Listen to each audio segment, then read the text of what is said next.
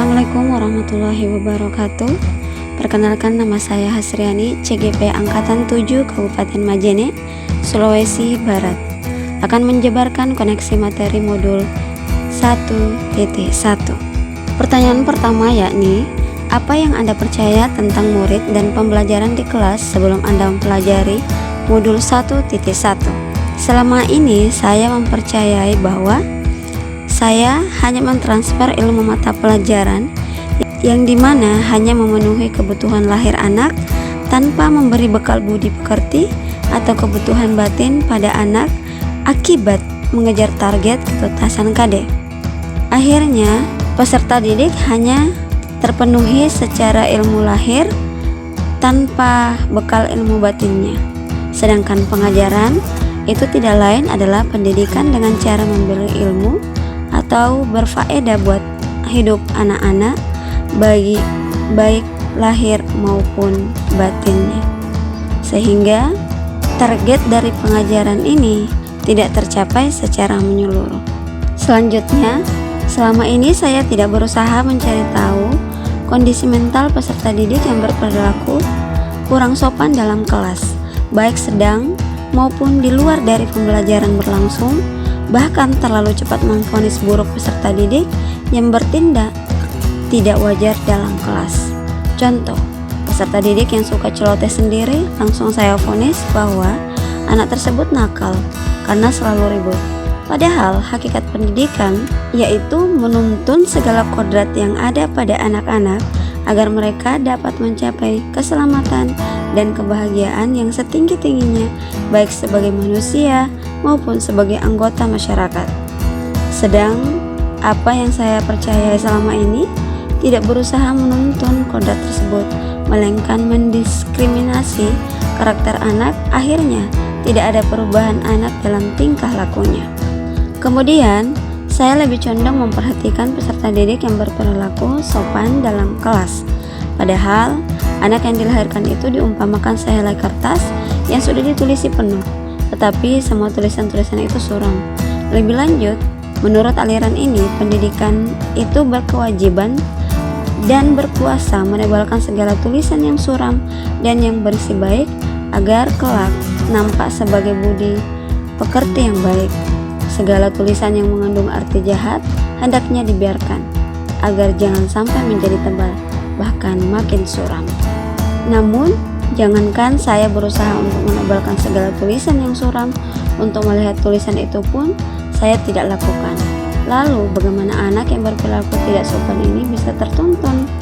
Dan juga saya menganggap pemberian sanksi adalah solusi untuk mengubah karakter anak atau menyerahkan masalah tersebut pada guru BK semata. Namun materi modul 1.1 membuka cakrawala berpikir saya bahwa menanam jagung akan tumbuh jagung dan mustahil menjadi padi. Mustahil pun mengubah batu menjadi emas, tetapi sangat mungkin menjadikan nilainya seperti batu mulia. Seorang pendidik harus berfokus kepada kelebihan atau kekuatan positif yang dimiliki oleh peserta didiknya. Kekuatan inilah yang harus ditumbuh kembangkan, diarahkan melalui proses pengajaran dan pendidikan yang memerdekakan peserta didik. Sehingga sanksi bukanlah solusi, namun justru akan menjauhkan anak dari si pendidik.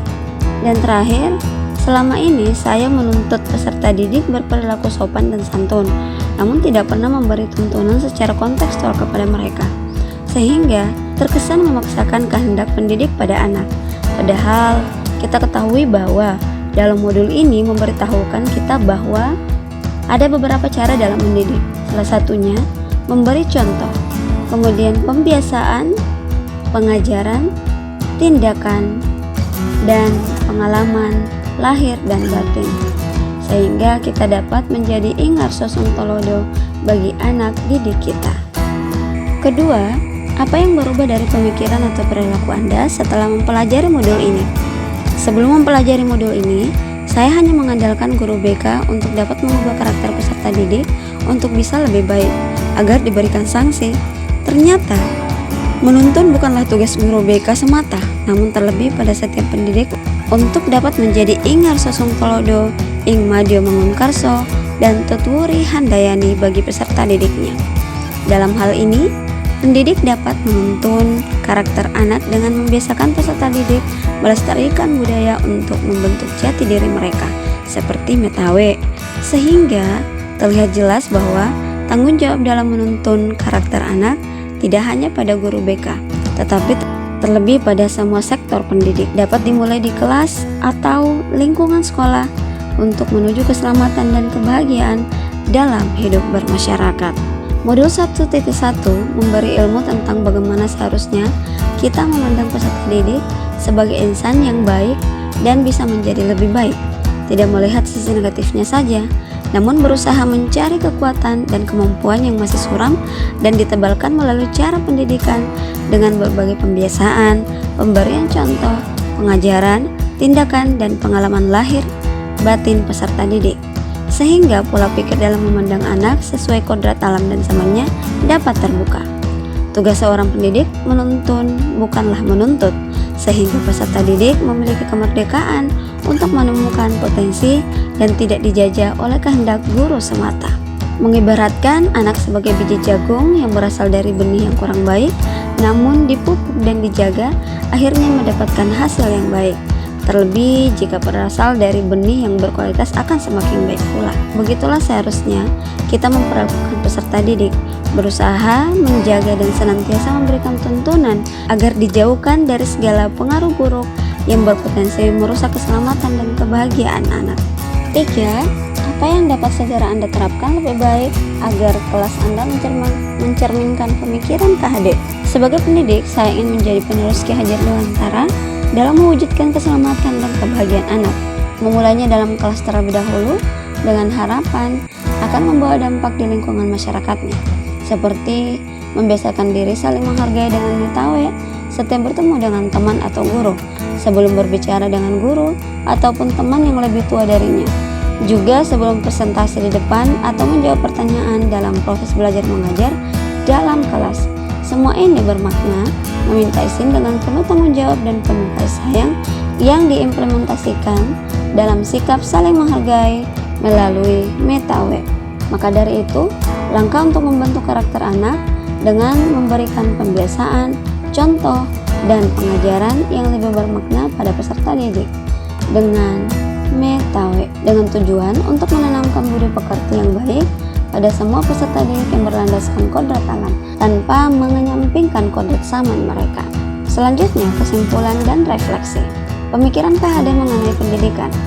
Pendidikan adalah menuntun segala kodrat pada anak agar mereka dapat mencapai keselamatan dan kebahagiaan setinggi-tingginya, baik sebagai individu maupun bermasyarakat.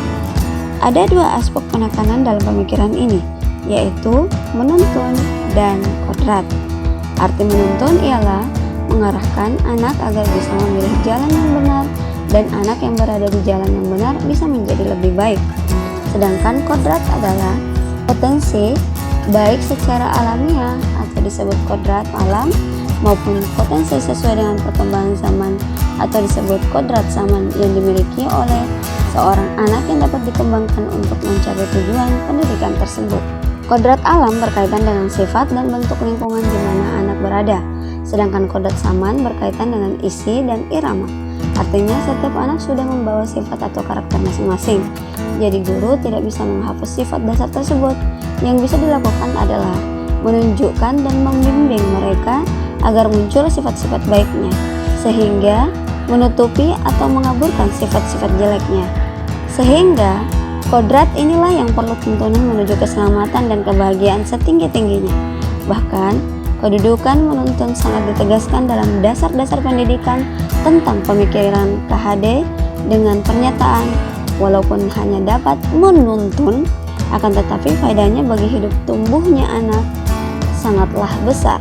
Pemikiran KHD yang dapat saya kontekstualkan sesuai dengan nilai-nilai luhur kearifan budaya daerah seperti budaya Metawe, karena memberikan tuntunan hidup selamat dan bahagia sebagai makhluk individu maupun bermasyarakat dengan adanya saling menghargai dan saling menyayangi, yakni dapat dilihat dari falsafah Mandar yang ada sejak zaman dahulu.